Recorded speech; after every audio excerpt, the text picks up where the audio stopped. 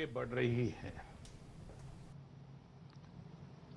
आप सभी देशवासियों की तपस्या, आपके त्याग की वजह से भारत अब तक कोरोना से होने वाले नुकसान को काफी हद तक टालने में सफल रहा है। आप लोगों ने कष्ट सहकर भी अपने देश को बचाया है, हमारे इस भारतवर्ष को बचाया है। मैं जानता हूं आपको कितनी दिक्कतें आई हैं। किसी को खाने की परेशानी, किसी को आने जाने की परेशानी, कोई घर परिवार से दूर है, लेकिन आप देश की खातिर एक अनुशासित सिपाही की तरह अपने कर्तव्य निभा रहे हैं। मैं आप सबको आदरपूर्वक नमन करता हूं। हमारे संविधान में जिस we the people of India, we the people of India की शक्ति की बात कही गई है, यही तो है वो। बाबा साहब डॉक्टर भीमराव अंबेडकर जी की जन्म जयंती पर हम भारत के लोगों की तरफ से अपनी सामूहिक शक्ति का ये प्रदर्शन, ये संकल्प बाबा साहब को सच्ची श्रद्धांजलि है। बाबा साहब का जीवन हमें हर चुनौती को अपनी संकल्प शक्ति और परिश्रम के बलबूते पर पार करने की निरंतर प्रेरणा देता है। मैं सभी देशवासियों की तरफ से बाबा साहब को नमन करता हूं। साथियों, ये देश के अलग अलग हिस्सों में अलग अलग त्योहारों का भी समय है, और वैसे भी भारत तो उत्सवों से भरा रहता है, उत्सवों से हरा रहता है, उत्सवों के बीच खिलखिलाता रहता है। बैसाखी, पोहेला बैशाख, पुथांडू, बोहाग बिहू, बिशु के साथ अनेक राज्यों में नए वर्ष की शुरुआत हुई है। लॉकडाउन के इन बंधनों के बीच मैं देश के लोग जिस तरह नियमों का पालन कर रहे हैं, जितने संयम से अपने घरों में रहकर त्योहार बड़ी सादगीपूर्ण तरीके से मना रहे हैं, ये सारी बातें बहुत ही प्रेरक हैं, बहुत ही प्रशंसनीय है। मैं नए वर्ष पर आपके परिवारजन के उत्तम स्वास्थ्य की मंगल कामना करता हूं। साथियों, आज पूरे विश्व में कोरोना वैश्विक महामारी की जो स्थिति है, हम सब उसे भलीभांति परिचित हैं। अन्य देशों के मुकाबले भारत ने कैसे अपने यहां संक्रमण को रोकने के प्रयास किए, आप इसके सहभागी भी रहे हैं और साक्षी भी। जब हमारे यहां कोरोना का एक भी केस नहीं था, उससे पहले ही भारत ने कोरोना प्रभावित देशों से आने वाले यात्रियों की एयरपोर्ट पर स्क्रीनिंग शुरू कर दी थी। कोरोना के मरीज 100 तक पहुंचे, उससे पहले ही भारत ने विदेश से आए हर यात्री के लिए 14 दिन का आइसोलेशन अनिवार्य कर दिया था। अनेक जगहों पर मॉल हो, थिएटर हो, क्लब हो, जिम हो, बंद करिए जा चुके थे। साथियों, जब हमारे यहां कोरोना के सिर्फ 550 केस थे, तभी भारत ने 21 दिन के संपूर्ण लॉकडाउन का एक बहुत बड़ा कदम उठा लिया था। भारत ने समस्या बढ़ने का इंतजार नहीं किया, बल्कि जैसे ही समस्या दिखी, उसे तेजी से फैसले लेकर उसी समय रोकने का भरसक प्रयास किया। साथियों, वैसे एक ऐसा संकट है जिसमें किसी भी देश के साथ तुलना करना उचित नहीं है, लेकिन फिर भी कुछ सच्चाइयों को हम नकार नहीं सकते हैं। ये भी एक सच्चाई है कि अगर दुनिया के बड़े बड़े सामर्थ्यवान देशों में कोरोना से जुड़े आंकड़े देखें, तो उनकी तुलना में आज भारत बहुत संभली हुई स्थिति में है। महीना 1.5 महीना पहले कई देश कोरोना संक्रमण के मामले में एक प्रकार से भारत के बराबर खड़े थे। आज उन देशों में भारत की तुलना में कोरोना के केसेस 25 से 30 गुना ज्यादा बढ़ गए हैं। उन देशों में हजारों लोगों की दुखद मृत्यु हो चुकी है। भारत ने होलिस्टिक अप्रोच न अपनाई होती, इंटीग्रेटेड अप्रोच न अपनाई होती, समय पर तेज फैसले न लिए होते, तो आज भारत की स्थिति क्या होती, इसकी कल्पना करते ही रुएं खड़े हो जाते हैं। लेकिन बीते दिनों के अनुभवों से ये साफ है कि हमने जो रास्ता चुना है, आज की स्थिति में वही हमारे लिए सही है। सोशल डिस्टेंसिंग और लॉकडाउन का बहुत बड़ा लाभ देश को मिला है। अगर सिर्फ आर्थिक दृष्टि से देखें तो ये महंगा जरूर लगता है, बहुत बड़ी कीमत चुकानी पड़ी है, लेकिन भारतवासियों की जिंदगी के आगे इसकी कोई तुलना नहीं हो सकती। सीमित संसाधनों के बीच भारत जिस मार्ग पर चला है, उस मार्ग की चर्चा आज दुनिया भर में होना बहुत स्वाभाविक है।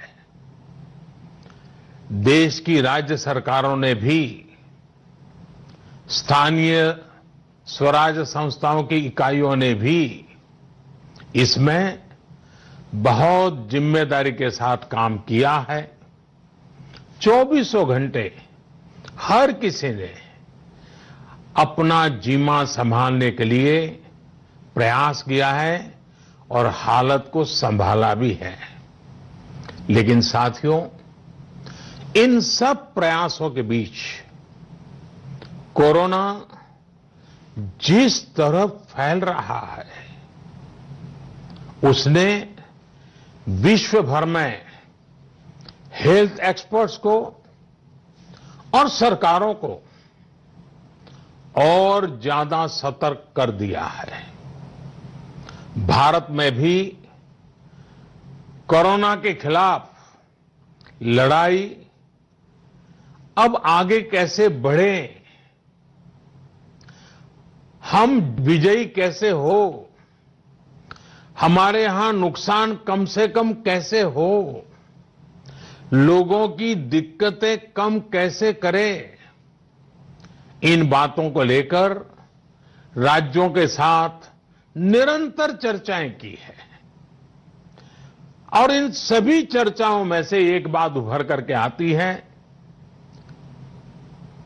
हर किसी का यही सुझाव आता है, नागरिकों की तरफ से भी यही सुझाव आता है कि लॉकडाउन को बढ़ाया जाए। कई राज्य तो पहले से ही लॉकडाउन को बढ़ाने का फैसला कर चुके हैं। साथियों, सारे सुझावों को ध्यान में रखते हुए ये तय किया गया है कि भारत में लॉकडाउन को अब 3 मई तक और बढ़ाना पड़ेगा। यानी 3 मई तक हम सभी को, हर देशवासी को लॉकडाउन में ही रहना होगा। इस दौरान हमें अनुशासन का उसी तरह पालन करना है जैसे हम करते आ रहे हैं। मेरी सभी देशवासियों से ये प्रार्थना है कि अब कोरोना को हमें किसी भी कीमत पर नए क्षेत्रों में फैलने नहीं देना है। स्थानीय स्तर पर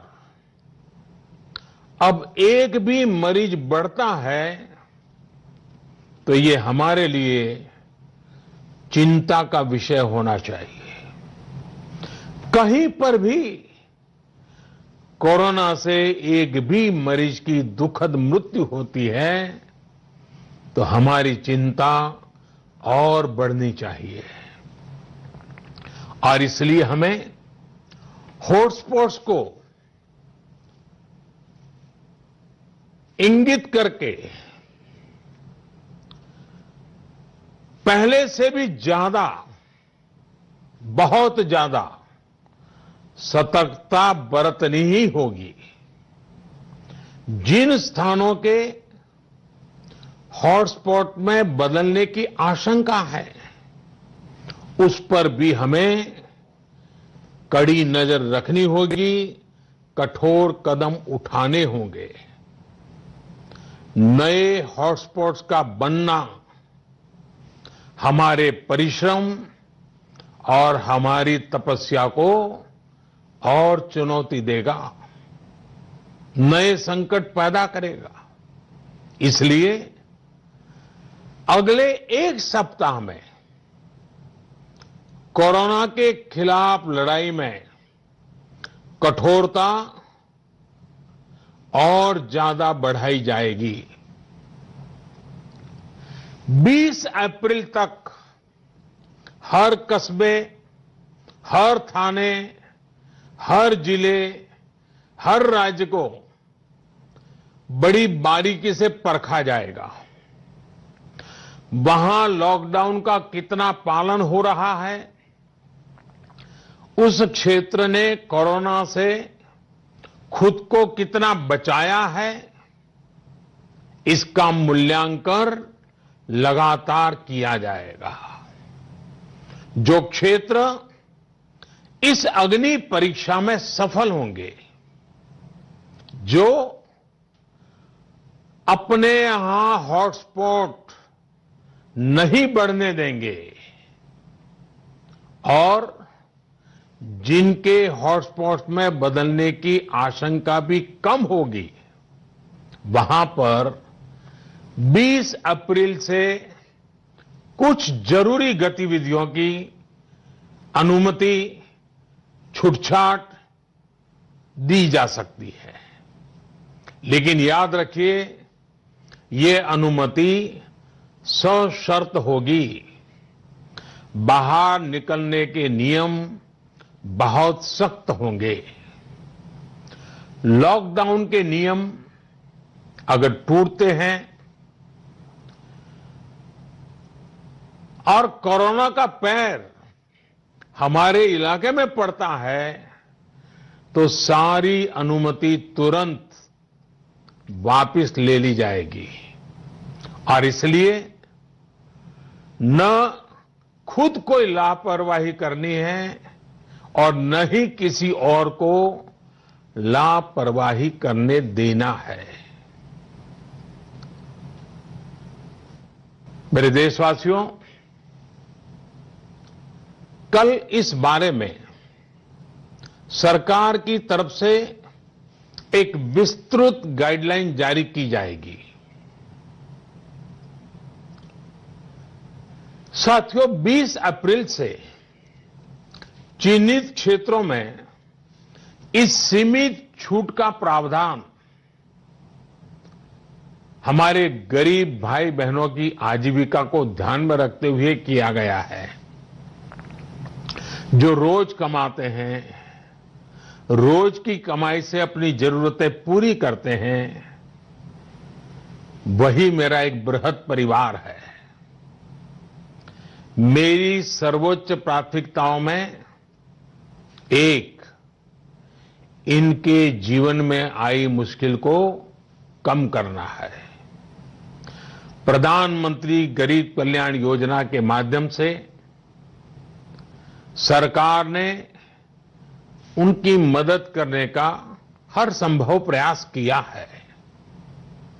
अब नई गाइडलाइंस बनाते समय भी उनके हितों का पूरा ध्यान रखा गया है। इस समय रबी फसल की कटाई का काम भी जारी है। केंद्र सरकार और राज्य सरकारें मिलकर प्रयास कर रही हैं कि किसानों को कम से कम दिक्कत हो। साथियों, देश में दवा से लेकर के राशन तक पर्याप्त भंडार है। सप्लाई चेन की बाधाएं लगातार दूर की जा रही है। हेल्थ इंफ्रास्ट्रक्चर के मोर्चे पर भी हम तेजी से आगे बढ़ रहे हैं। जहां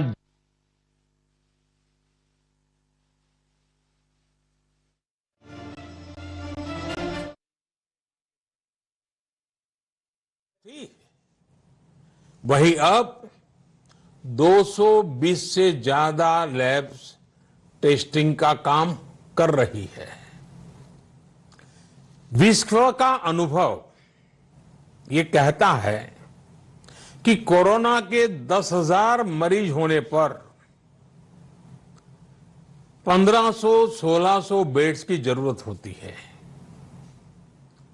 भारत में आज हम 1 लाख से अधिक बेड्स की व्यवस्था कर चुके हैं। इतना ही नहीं, 600 से भी अधिक ऐसे अस्पताल हैं जो सिर्फ कोविड के इलाज के लिए काम कर रहे हैं। इन सुविधाओं को और तेजी से बढ़ाया जा रहा है। साथियों, आज भारत के पास भले सीमित संसाधन हो, लेकिन मेरा भारत के युवा वैज्ञानिकों से विशेष आग्रह है कि विश्व कल्याण के लिए, मानव कल्याण के लिए मेरे नौजवान साथियों, आप आगे आए। कोरोना की वैक्सीन बनाने का मेरे देश के नौजवान, मेरे देश के वैज्ञानिक बेड़ा उठाएं। साथियों, हम धैर्य बनाकर रखेंगे, नियमों का पालन करेंगे, तो कोरोना जैसी महामारी को भी परास्त करके ही रहेंगे। इसी विश्वास के साथ मेरी बात समाप्त करने से पहले मैं आपका साथ मांग रहा हूं। 7 बातों में आपका साथ।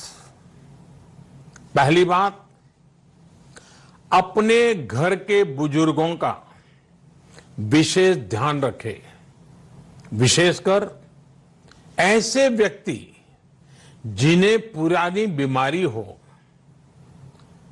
उनकी हमें एक्स्ट्रा केयर करनी है। उन्हें कोरोना से बहुत बचाकर रखना है। दूसरी बात, लॉकडाउन और सोशल डिस्टेंसिंग की लक्ष्मण रेखा का पूरी तरह पालन करें।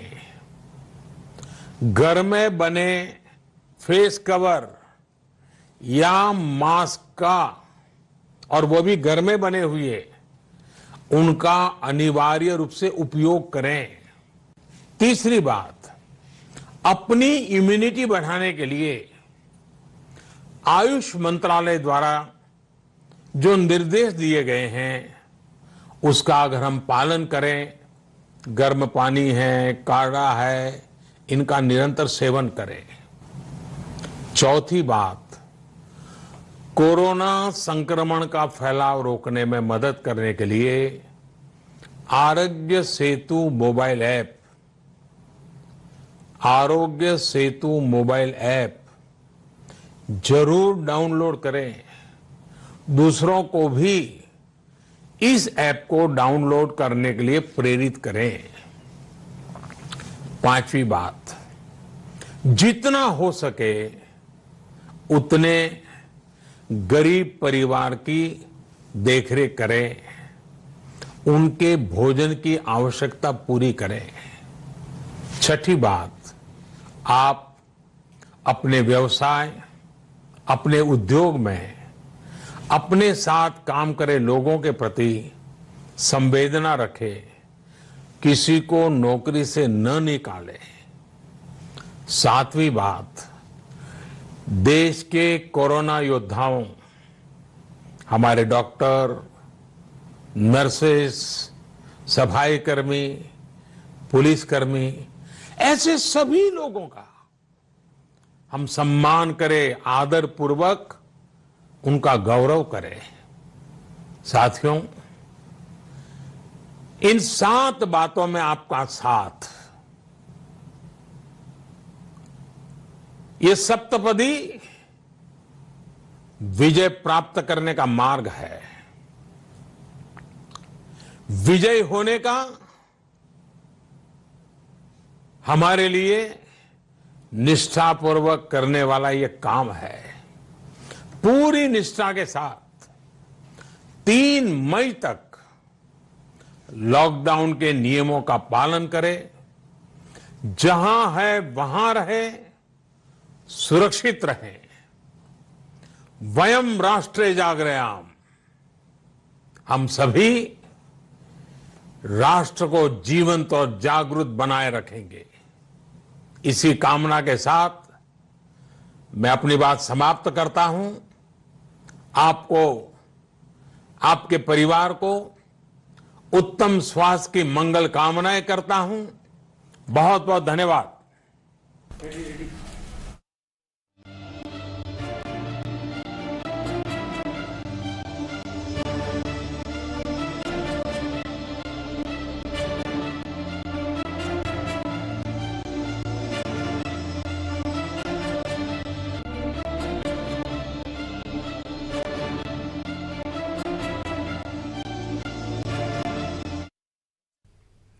రైట్, ప్రధాని మోదీ మే 3 వరకు కూడా ఇండియా అంతటా లాక్డౌన్ పొడిగిస్తున్నట్టుగా నిర్ణయం తీసుకున్నారు. అప్పటి వరకు కూడా ఇవే నిబంధనలు పాటిస్తాయని చెప్పడం జరిగింది. ఇప్పుడున్న ప్రస్తుత పరిస్థితుల దృష్ట్యా ఒకవేళ లాక్డౌన్ ఎత్తివేస్తే పరిస్థితులు